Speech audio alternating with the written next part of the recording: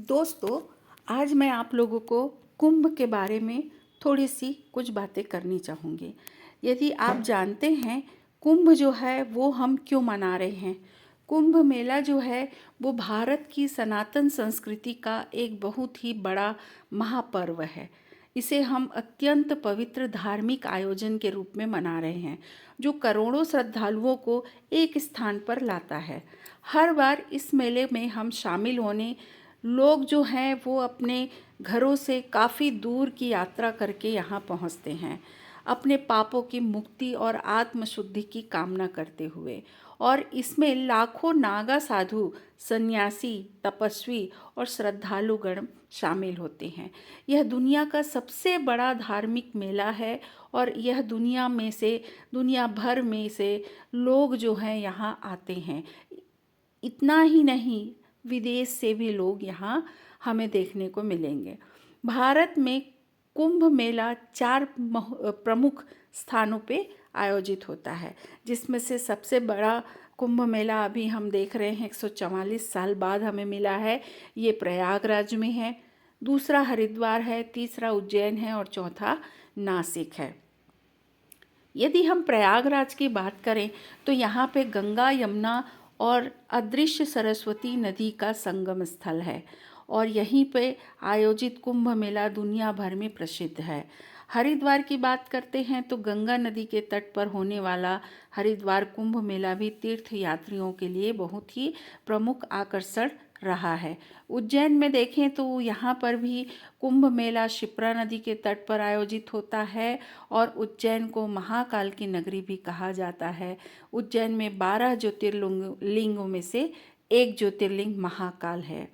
नासिक में यदि हम बात करें तो गोदावरी नदी के तट पर होने वाला नासिक कुंभ मेला प्रमुख धार्मिक स्थलों में से एक है। नासिक में त्र्यंबकेश्वर मंदिर भी एक धार्मिक केंद्र है जो 12 ज्योतिर्लिंगों में से एक है। प्रत्येक स्थान पर हर 12 वर्षों में कुंभ मेला आयोजित होता है, जिसमें हम देखेंगे अलग अलग वर्षों में भी अलग अलग स्थानों पर आयोजन किया जाता है। कुंभ मेला का महत्व और यदि हम इसकी इतिहास की बात करें तो कुंभ मेले में धार्मिक और पौराणिक महत्व हमें देखने को मिलता है। हिंदू मान्यता के अनुसार समुद्र मंथन के समय अमृत की कुछ बूंदें जो हैं इन 4 स्थानों पे गिरी थीं, जिसके परिणाम स्वरूप यहाँ पर हर 12 साल में कुंभ मेला का आयोजन होता है। यहाँ आकर स्नान करने से आत्मशुद्धि और मोक्ष की प्राप्ति होती है। यह अत्यंत दुर्लभ अवसर होता है और इससे सबसे बड़ा धार्मिक आयोजन माना जाता है। यहाँ श्रद्धालु विशाल संख्या में एकत्र होकर अपने जीवन को पवित्र करने का प्रयास करते हैं। कुंभ मेला नागा साधुओं के लिए प्रसिद्ध माना गया है। यह साधु परंपरागत रूप से नग्न अवस्था में रहते हैं और भगवान शिव के भक्त माने जाते हैं। कुंभ मेले में नागा साधु विशेष रूप से आकर्षण का केंद्र होते हैं। इनकी पूजा अर्चना, अखाड़ों में परंपरागत युद्ध कला का प्रदर्शन करना और उनके दर्शन मात्र से मेले में आने वाले लोगों के लिए धार्मिक अनुभव को और विशेष रूप बना देता है। कुंभ मेला का आयोजन जो है, परंपराएं और अनुष्ठान जो होती हैं वह विशेष तरह का होता है। कुंभ मेले में मुख्य अनुष्ठान जो है शाही स्नान होता है, जो विभिन्न अखाड़ों द्वारा किया जाता है। इसमें संत और साधु मिलकर स्नान करते हैं और उनके बाद ही आम श्रद्धालुओं को स्नान की अनुमति मिलती है। शाही स्नान के दिन को पवित्र माना जाता है और ऐसा माना जाता है इस दिन स्नान करने से सभी पापों का नाश होता है। और इसके अलावा यहाँ पे प्रवचन, कीर्तन और धार्मिक प्रवास भी मेले का हिस्सा होते हैं। कुंभ मेले की यदि हम प्रकार की बात करें तो कुंभ मेले को 4 नाम से जाना जाता है, जो इस प्रकार से है: महाकुंभ, पूर्ण कुंभ, अर्ध कुंभ और माघ कुंभ। महाकुंभ की बात करें तो महाकुंभ जो है यह केवल प्रयागराज में आयोजित होता है। यह प्रत्येक 144 साल में आता है, जिसे महाकुंभ कहा गया है। पूर्ण कुंभ मेला जो है यह हर 12 साल में आता है और मुख्य रूप से भारत में 4 कुंभ होते हैं, यानी कि मैं पहले बता चुकी हूँ। प्रयागराज, हरिद्वार, नासिक और उज्जैन में आयोजित होने वाले ये 4 जो कुंभ होते हैं, ये 4 कुंभ हर 12 साल में इन 4 स्थानों पे बारी बारी से आते हैं। अर्ध कुंभ की बात करूं तो इसका अर्थ है आधा कुंभ मेला, मतलब कि 12 का आधा, 6 साल में होने वाला। तो ये जो भारत में 6 साल में केवल 2 स्थानों पर होता है, यानी कि हरिद्वार और प्रयागराज में। माघ कुंभ मेला जो होता है, इसको हम कह सकते हैं कि ये छोटा कुंभ है, इसलिए इसको हम मिनी कुंभ भी कह सकते हैं, जो कि प्रतिवर्ष केवल प्रयागराज में आयोजित होता है। ये हिंदू कैलेंडर के अनुसार जो माघ का महीना होता है उसमें आयोजित होता है। अब ये कैसे निर्धारित होता है कि कुंभ का आयोजन कहाँ होगा और कौन सी तिथि में होगा, यदि हम इसके बारे में जानें तो किस स्थान में कुंभ का मेला आयोजन होना है, ये सब जो है राशियों पर निर्भर होता है। यदि हम कुंभ की बात करें तो कुंभ मेले में सूर्य देव और बृहस्पति का खास योगदान होता है। यदि हम देखें कि सूर्य देव और बृहस्पति देव एक राशि से दूसरी राशि में प्रवेश करते हैं, तभी कुंभ मेले का आयोजन किया जाता है और कुंभ मेले को मनाया जाता है। इसी आधार पर स्थान और तिथि का भी निर्धारण होता है। जब बृहस्पति देव वृषभ राशि से प्रवेश करते हैं या वृषभ राशि में प्रवेश करते हैं और इसी प्रकार सूर्य जो हैं वो मकर राशि में, तब कुंभ मेले का आयोजन प्रयागराज में किया जाता है। जब सूर्य देव जो हैं मेष राशि और बृहस्पति कुंभ राशि में प्रवेश करते हैं, तब कुंभ मेले का आयोजन हरिद्वार में किया जाता है। जब सूर्य देव और बृहस्पति का सिंह देव में प्रवेश होता है तो यह कुंभ मेला नासिक में मनाया जाता है। और इसी प्रकार जब कुंभ मेला जो है वह बृहस्पति देव सिंह राशि में और सूर्य देव मेष राशि में प्रवेश करते हैं, तब कुंभ मेले का आयोजन उज्जैन में किया जाता है। और आगे आपको मैं बताना चाहूँगी कि सूर्य देव सिंह राशि में प्रवेश करते हैं, इसी कारण उज्जैन के मध्य प्रदेश के उज्जैन में जो कुंभ मनाया जाएगा उसे हम सिंहस्थ कुंभ भी कहते हैं। इस साल जो है कुंभ मेला वह 13 जनवरी 2025 से 26 फरवरी 2025 तक महाशिवरात्रि तक मनाया जाएगा और ये आयोजन प्रयागराज में है। आप देखेंगे प्रयागराज में इस बार जो है सारे रिकॉर्ड तोड़ दिए गए हैं। एक ही दिन में, एक ही पहले शाही स्नान में, या जिसको हम अमृत स्नान कहते हैं, उसमें 1,65,00,000 लोगों ने स्नान किया है। ये जो महाकुंभ है ये 144 साल बाद आया है और यहाँ 1,65,00,000 श्रद्धालुओं ने एक साथ डुबकी लगाकर, और ये भी कहाँ, 44 घाटों पे स्नान किया है। तो यहाँ की जो सरकार थी उन्होंने हेलीकॉप्टर से फूल बरसाए।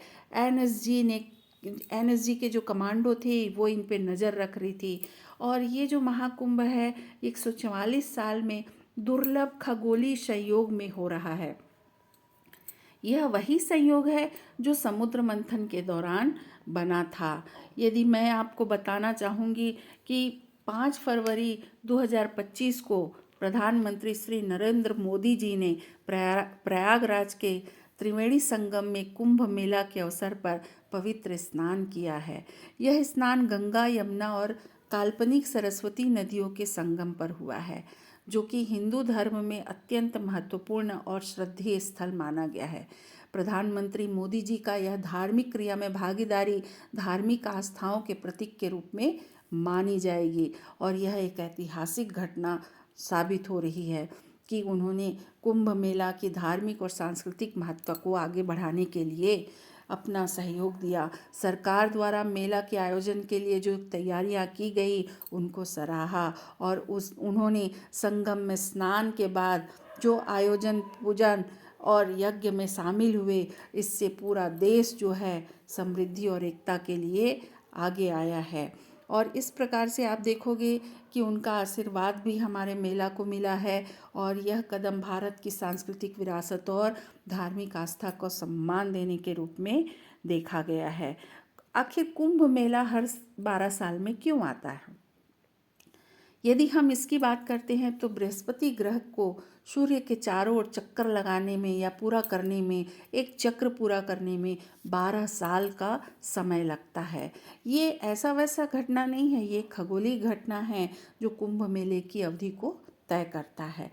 कुंभ मेले का जो आयोजन है वह ऐसे ही नहीं हो जाता है, ये खगोलीय घटनाओं के आधार पर होता है। और ये कुंभ मेला का आयोजन प्रयागराज, हरिद्वार, उज्जैन और नासिक जैसे स्थानों पर ही होता है। यहाँ जो पवित्र नदी है, इन पवित्र नदियों पर लाखों लोग, अब इस बार तो करोड़ों में बात कर सकते, 1,65,00,000 लोगों ने एक साथ शाही स्नान किया था। अब ये जो शाही स्नान है इस बार हमारे शास्त्रों के मुताबिक महाकुंभ 144 साल में एक बार आयोजित होता है। और ये जो कुंभ मेला है ये आस्था, संस्कृति, परंपरा का संगम माना गया है। ज्योतिष शास्त्र में भी कुंभ मेले के आयोजन का समय निर्धारित होता है। 2025 में कुंभ मेला जो है 13 जनवरी से शुरू होकर 26 फरवरी, जिसको हम कह सकते हैं पूरे 1.5 महीने का है। तो इस बार जो शाही स्नान होंगे वो पहला शाही स्नान जो है 13 जनवरी पौष के पूर्णिमा को हुआ था। दूसरा जो शाही स्नान था 14 जनवरी, जिसको हम मकर संक्रांति कहते हैं, उस दिन हुआ था। और तीसरा जो शाही स्नान था वो 29 जनवरी या मौनी अमावस्या कह सकते हैं, उस दिन हुआ था। इसके अलावा चौथा शाही स्नान जो था वो 2 फरवरी, जिसको हम बसंत पंचमी का रूप मनाते हैं, उस दिन हुआ था। अब 12 फरवरी को माघ पूर्णिमा का शाही स्नान होना है। और लास्ट वाला जो है आखिरी शाही स्नान, या हम जिसको कह सकते हैं छठवां शाही स्नान, जो है महाशिवरात्रि के दिन अर्थात 26 फरवरी को होगा। महाकुंभ मेले में स्नान करने का बहुत ही महत्व है। मान्यता है कि कुंभ मेले में स्नान करने से पाप धुल जाते हैं, मृत्यु के बाद जो है मोक्ष की प्राप्ति होती है। अब इसके बाद यदि हम देखें तो जैसे मैं अपना इतिहास बताना चाहूँगी कि महाकुंभ जो है ये कुंभ प्रयागराज में प्रति 12 वर्ष लगने वाला कुंभ होता है। अब इसमें देखेंगे आप लाखों हिंदू एकत्र होकर गंगा, यमुना और सरस्वती के संगम स्थान पर स्नान करते हैं। यदि हम बात करते हैं 2013 की, तो 2013 के महाकुंभ में लगभग 3 करोड़ लोग कुंभ स्नान किए थे। 2019 की बात करें जिसमें अर्ध कुंभ था, लगभग 5 करोड़ लोग स्नान किए थे। और 2025 की बात करें तो 2025 में भी आप देखे होंगे 1,65,00,000 लोग ने स्नान किया।